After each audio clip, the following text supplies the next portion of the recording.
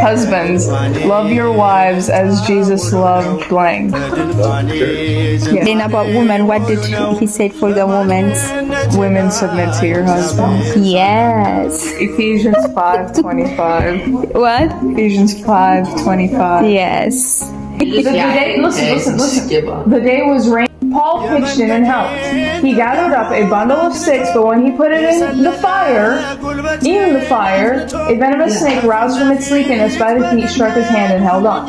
Which, Nikki, if it's a huge bonfire and you put these aren't like big logs. It's literally What?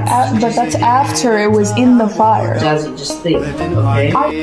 Caused by God was flowing with what? Honey and milk. Yeah. Papa, what was the name of King Saul's wife? Didn't see?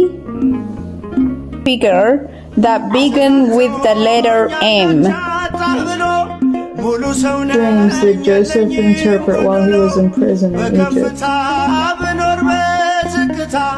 ደስተኛ ነኝ ሁልጊዜ በጌታ በድንኳኔ እልልታ ሙሉ ነው በድንኳኔ ዝማሬ ሙሉ ነው በማንነቴ ላይ እግዚአብሔር ታላቅ ነው